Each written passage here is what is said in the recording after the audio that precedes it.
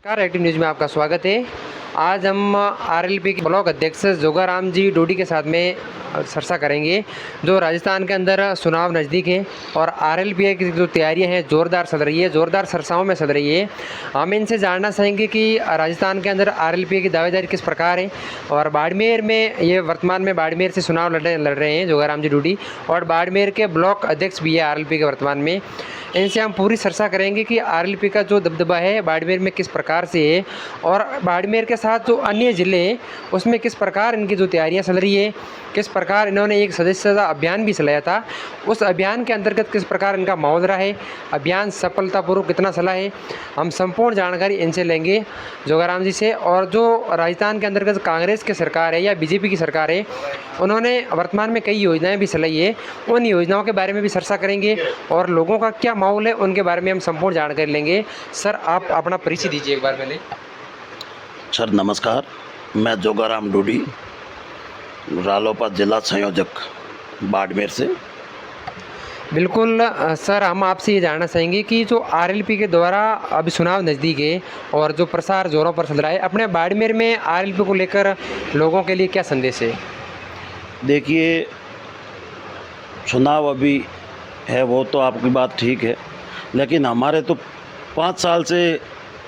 Continue जनता के बीच में है और चुनावी जैसा ही हमारा तो माहौल है, 5 साल से कंटिन्यू है। और आपको बता दें कि जहाँ जहाँ पार्टी की विचारधारा किसान जवान को लेकर के हमारी रही है और किसान जवान को जहाँ ज़रूरत पड़ती है वहाँ राष्ट्रीय लोकतांत्रिक पार्टी हमेशा सबसे आगे की पंक्ति में खड़ी मिलती है। अब बाड़मेर के अंतर्गत मैं आपको बताऊं, हालांकि बायतू का एक जो माहौल बहुत ही अलग ही चल रहा है, तेज़ चल रहा है। अब आरएलपी अब की बार कितने अपने कैंडिडेट को सीटें या कितनी सीटें बांटेगी, आपको क्या लगता है? मतलब राजस्थान में जो ये अभी चुनावी साल है तो इसमें मतलब कई तरह के लोग भ्रम फैलाएंगे, तो मैं आपके चैनल के माध्यम से बताना चाहूँगा कि वो इस भ्रम के अंदर ना रहे और राष्ट्रीय लोकतांत्रिक पार्टी 200 विधानसभा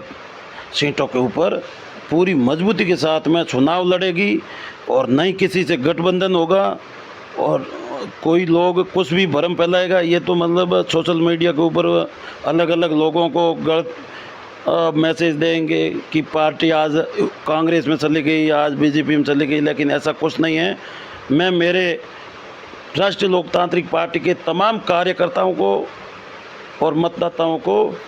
ये आपके चैनल के माध्यम से बताना चाहूँगा, जब तक राष्ट्रीय लोकतांत्रिक पार्टी के पेज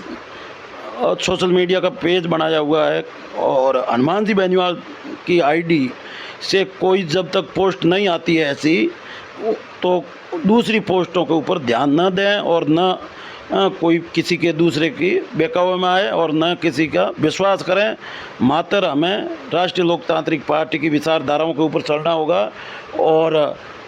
आने वाले विधानसभा चुनाव मिशन 2023 का जो हमारे नेताजी का नारा है, मिशन 2023 निश्चित तौर से पूरा करेंगे हम और बड़ी मजबूती के साथ चुनाव लड़ेंगे। बाड़मेर की बता दूं तो हमारे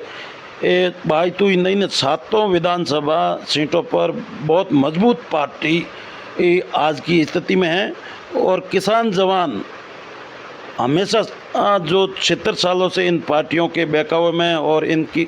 कांग्रेस से नाराज़ होकर के बीजेपी से नाराज़ होकर के जो कांग्रेस में जाते थे, क्योंकि वो मजबूरी थी जाना, कोई विकल्प नहीं था। बिल्कुल। अब राष्ट्रीय लोकतांत्रिक पार्टी वो पार्टी है जो किसान जवान की पार्टी है और हनुमान जी बेनीवाल ने व्यवस्था परिवर्तन का जो नारा दिया है और राष्ट्रीय लोकतांत्रिक पार्टी किसान जवान की पार्टी है, सर्व समाज की पार्टी। 36 कौम की बरादरी के भाइयों ने मिलकर के इस पार्टी को खड़ा करने में सहयोग किया है और 2018 में जयपुर से आगाज़ हुआ था और आज पूरे राजस्थान के अंदर बहुत मजबूती के साथ में किसान जवान एक टकटकी लगा करके राष्ट्रीय लोकतांत्रिक पार्टी में उम्मीद रखते हैं और हमेशा जहां किसान जवान को कुछ भी परेशानी आती है तो वो सबसे आगे की पंक्ति में हमारी पार्टी और हमारी पार्टी के कार्यकर्ता एवं पदाधिकारी में आपको मिलेंगे। कोई भी जाए, कहीं का भी हो किसान जवान की बात को, वहाँ हनुमान जी आपको संघर्ष करते ही नजर आएंगे। अब हालांकि कई बयान भी आ रहे हैं और लोगों ने बताया है कि